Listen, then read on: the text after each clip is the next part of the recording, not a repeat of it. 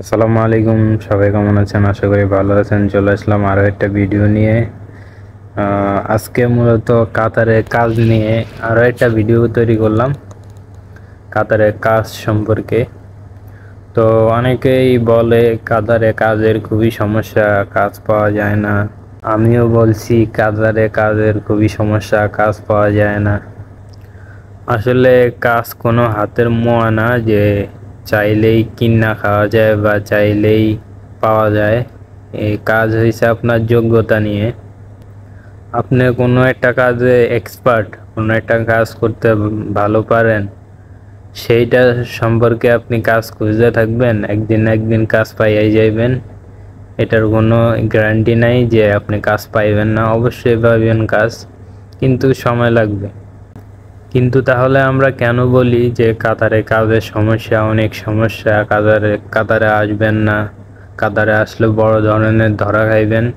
তো এটা বলার একটাই কারণ হইল গিয়ে যে আপনার টাইম লিমিট।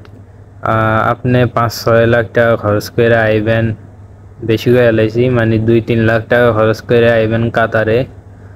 আর কাতারে থাকা খাওয়াটা কিন্তু এক্সপেন্সিভ। আমার থাকা খাওয়া নিয়ে ভিডিও আছে।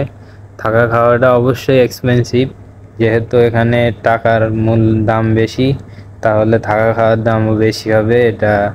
এটা কোনো অস্বীকার করার কোনো ইয়েই নেই।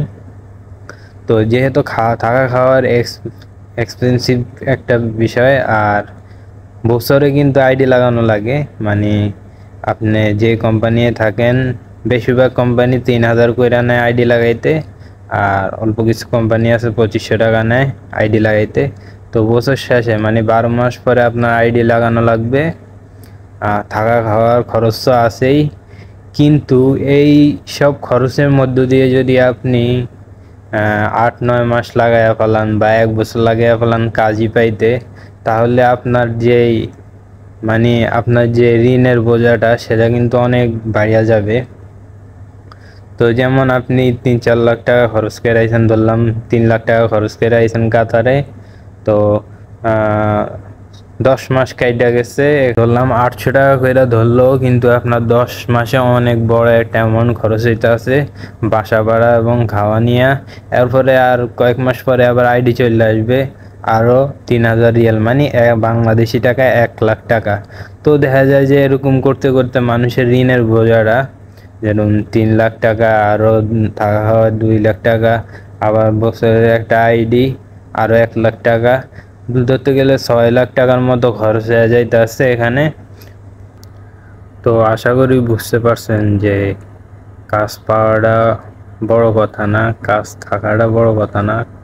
বড় কথা হইলো আপনার যে সময়টা খরচ হইতেছে, এটাই মূলত সবচেয়ে বড় কথা। আশা করি বুঝতে পারছেন। আর এরকম ভালো করে আর কোনো ইউটিউবার বুঝাইব কিনা আমি জানি না।